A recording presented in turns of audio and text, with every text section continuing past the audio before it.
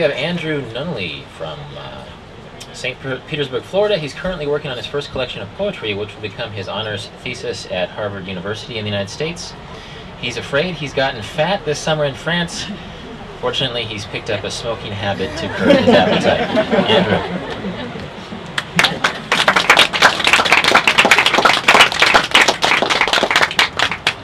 I also just wanted to let everyone in the bookshop downstairs know that it's happy hour right now, and all the books are 50% off.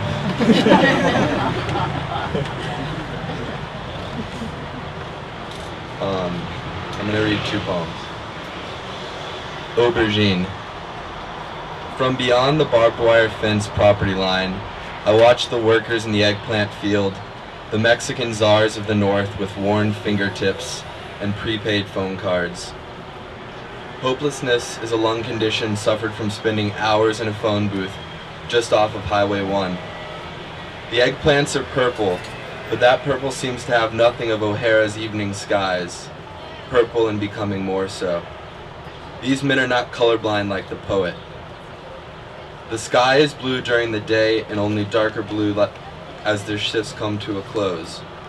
Azul is azul, and it has nothing to do with purple, like a drag queen and an immigrant, united by nothing but their nothing in commonness.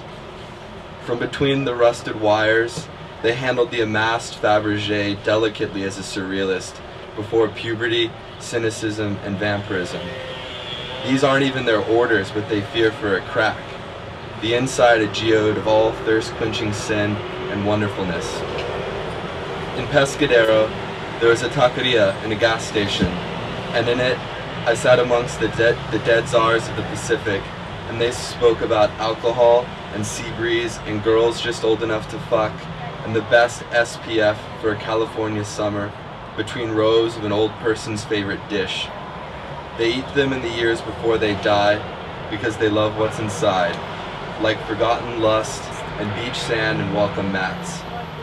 Tonight, I will drink red wine just this once, and we will break eggplant together at the table of the Lord, and yes, it will be good before the morning dew evaporates into haze and the day continues as always. And so this one I tried to figure out how to describe what jealousy feels like, and this is called Jealousy Viewed with Binoculars from Across an Ocean. It is a feeling that radiates from under the arm, up into the arch of the collarbone, and then the neck, controlling speech and religious exercise. Take another sip. Search for a pulse using only 2 ring fingers. The sun is setting again on the Gothic stonework, and the grass is blubbering in the humid dark. Tomorrow will be better, is always the thought of a desert. If sand is time in an hourglass, then I will live forever, he thinks to himself alone. The snakes chide this petty display as they snake across the uneducated dune and plain. Is it gravity or something closer to tree roots? Is it possible that the feeling is not there at all? In the old days when there were gods, people could imagine electricity. They had the nerves. Before the invention of lead bullets, lightning was very real and statics was in beasts and not scrambled channels of pornography. To think that so much weight is placed upon the imagination of family. Love and pancakes dangling on a wire with no tensile strength and only enthusiasm. Yes, perhaps it is in the kitchenware and the sound of your son's first choked cry, but always the hope of the world has been a word-of-mouth agreement, with fake white and rouge wedding caking a bed of before you sin. Always isn't a pretty word. The feeling is acute, like a misplaced book or china. It lacks a purgatorial simmer, but implies it nonetheless.